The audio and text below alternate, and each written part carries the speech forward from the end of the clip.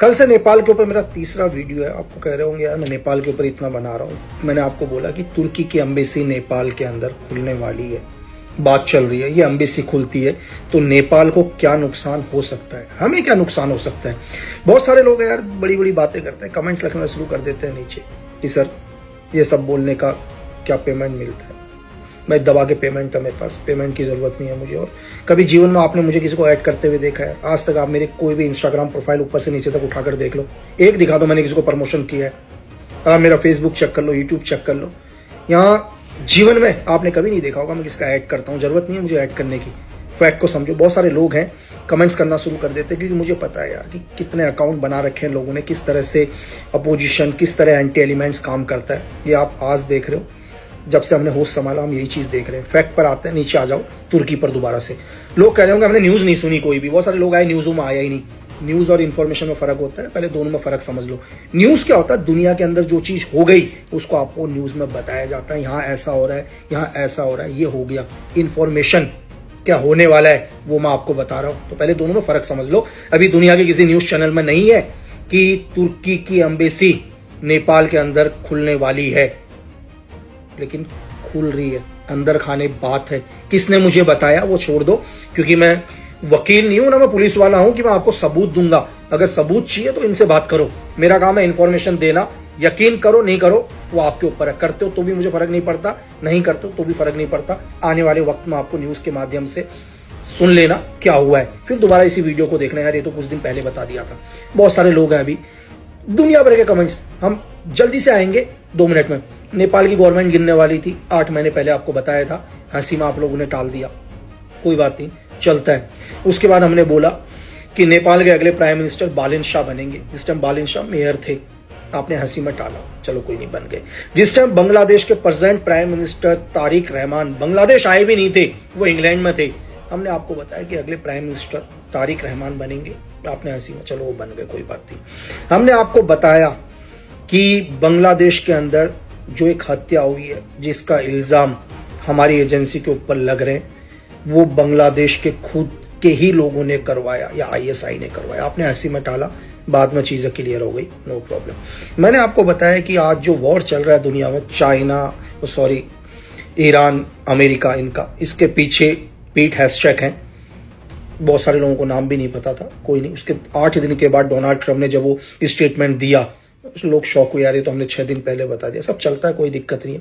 आप लोगों ने एक बहुत अफवाह उड़ाई दुनिया के अंदर कि बांग्लादेश के होटल के 808 नंबर कमरे में एक अमेरिकन एजेंट है, हमारे देश के एक बहुत बड़े वीवीआईपी को टारगेट करने आया। हमने कहा नहीं, ऐसा कुछ नहीं है, उसका काम कुछ और था। चलो वो भी चीजें हो गई।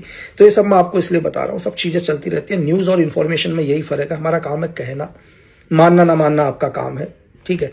तो सब आते हैं दोबारा तुर्की के ऊपर। हमारे क्यों, आपको पता है, पहले तुर्की की हिस्ट्री जान लो यार। तुर्की नाटो का सदस्य, मुझे नाटो से कोई प्रॉब्लम नहीं है यार। दूसरा, तुर्की की MIT, उनकी सीक्रेट सर्विस ISI के साथ मिलकर काम करती है। आज सीरिया के अंदर गृहयुद्ध हो चुका है। सीरिया के प्रेसिडेंट बशर अल असद मॉस्को के अंदर है। आज सीरिया में जो हालात हैं उसके पीछे यही तुर्की है यार। इसने CIA के कहने से दबा के फंडिंग करी उन सभी आतंकवादी संगठन को जिन्होंने सीरिया में आग फैलाई, और आज भी सीरिया जल रहा है। चलो हम थोड़ा सा और आ जाते हैं। जब IS अपने चरम सीमा पर था ना, पीक पर, तो इसी तुर्की ने IS को फुल सपोर्ट किया, जिहादी हाईवे खोल दिए। कोई बात नहीं, आपने देखा कि IS ने पूरी दुनिया में क्या किया। चलो कोई नहीं। हमास के चीफ इस्माइल हानिया, जो धमाके में बाद में मारे गए थे घर के अंदर, उनको VIP पासपोर्ट भी इसी तुर्की ने दिया। और दुनिया भर के अंदर मैंने आपको सिर्फ इतना बोल दिया कि ISI, पाकिस्तान का ISI और इनकी MIT दोनों मिलकर जॉइंट ऑपरेशंस करते हैं CIA के कहने से। बात समझ में आई। अब हम आते हैं नेपाल के ऊपर कि एम्बेसी बनने से, एम्बेसी बनना चाहिए, व्यापार होना चाहिए, सब कुछ, हर देश को आगे बढ़ने का हक है। लेकिन नेपाल के अंदर और हमारे में 24 बॉर्डर लगभग खुले हुए हैं यार। हिंदुस्तानी भाई लोग नेपाल जाते हैं, नेपाली भाई लोग इंडिया में आते हैं। ओपन बॉर्डर है, कोई पासपोर्ट नहीं, कोई वीजा नहीं। मुझे नेपाली आदमियों पर पूरा भरोसा, क्योंकि दुनिया में आज तक आपने कभी सुना ही नहीं होगा कि किसी नेपाली आदमी ने दुनिया में आतंकवाद फैलाया हो। ईमानदार लोग, लेकिन इनकी आड़ में एंटी एलिमेंट्स अंदर आएंगे। बात समझ में आया आपको? क्योंकि ओपन बॉर्डर है तो हमारे को अपने देश को भी सेफ रखना है। और नेपाल एक हिंदू राष्ट्र देश है।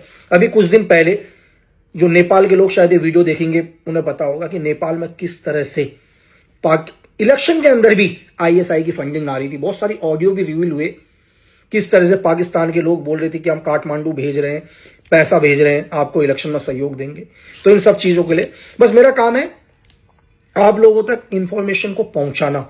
और लोगों को लगता होगा यार इंफॉर्मेशन, एक पल के लिए, एक सेकंड के लिए सोचकर देखना।